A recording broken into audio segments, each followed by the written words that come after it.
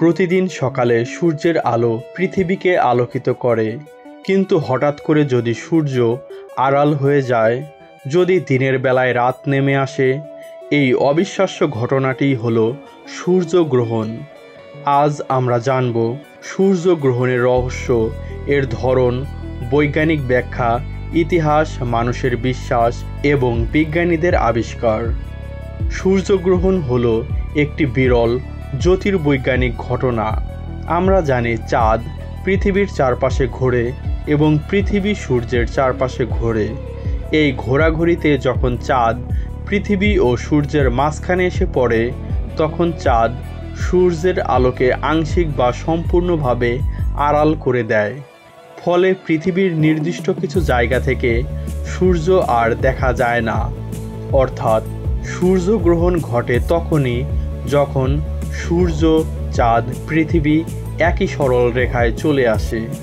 অবশ্যই চাঁদকে মাঝখানে থাকতে হবে। এখানে একটি গুরুত্বপূর্ণ প্রশ্ন আসে, চাঁদ তো প্রতি মাসেই পৃথিবীকে একবার প্রদক্ষিণ করে, তাহলে কি প্রতি মাসেই সূর্যগ্রহণ হওয়ার কথা নয়?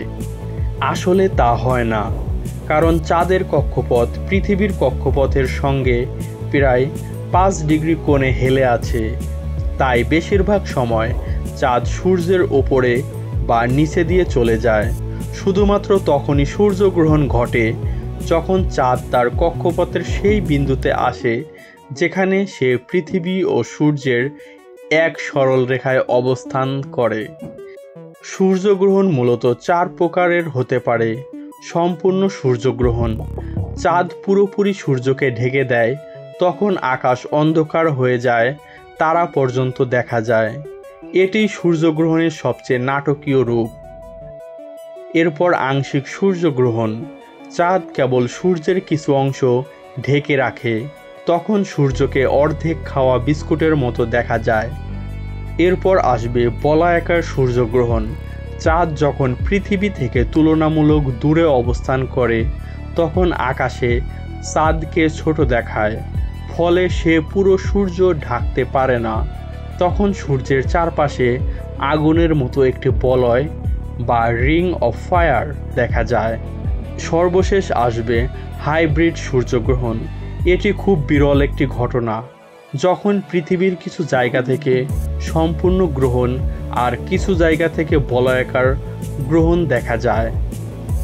সূর্যগ্রহণ খুব অল্প সময়ের জন্য ঘটে।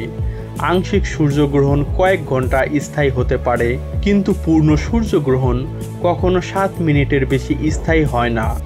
বেশিরভাগ ক্ষেত্রেই 2 থেকে 5 মিনিটের মধ্যে শেষ হয়ে যায়। প্রাচীনকালে সূর্যগ্রহণকে মানুষ রহস্যময় ও ভীতিকর মনে করত। চীনাদের বিশ্বাস ছিল একটি ড্রাগন সূর্যকে গিলে ফেলে। প্রাচীন ভারতে মনে করা হতো রাহু সূর্যকে গ্রাস করছে। গ্রিকরা সূর্যগ্রহণকে দেবতাদের অশুভ সংকেত হিসেবে দেখত। আজ অবশ্য আমরা জানি সূর্যগ্রহণ কেবল একটি স্বাভাবিক মহাজাগতিক ঘটনা। এমনকি আমাদের দেশে একটি কথা প্রচলিত আছে যে সূর্যগ্রহণের সময় সূর্যের দিকে তাকালে মানুষ অন্ধ হয়ে যায়। এই বিষয়টি সঠিক নয়। তবে একটি গুরুত্বপূর্ণ বিষয় হলো, সূর্যগ্রহণ খালি চোখে দেখা অত্যন্ত বিপজ্জনক, কারণ সূর্যের তীব্র রশ্মি চোখের রেটিনাকে স্থায়ীভাবে ক্ষতিগ্রস্ত করতে পারে। সূর্যগ্রহণ দেখতে হলে বিশেষ ধরনের চশমা ব্যবহার করতে হবে, অথবা টেলিস্কোপ বাইনোকুলারের সামনে সোলার ফিল্টার রাখতে হবে। কখনো সাধারণ সানগ্লাস ব্যবহার করা যাবে না, কারণ এগুলো পর্যাপ্ত সুরক্ষা দেয় না। বিজ্ঞানীরা সূর্যগ্রহণকে গবেষণার একটি দুর্লভ সুযোগ হিসেবে ব্যবহার করেন।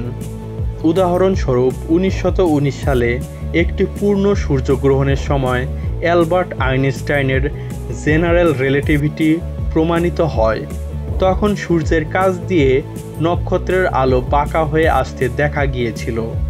সর্বশেষ আমরা বলতে পারি, সূর্যগ্রহণ শুধু একটি জ্যোতির্বিদ্যার ঘটনা নয়, বরং এটি আমাদের মনে করিয়ে দেয় যে মহাবিশ্ব কতটা রহস্যময়।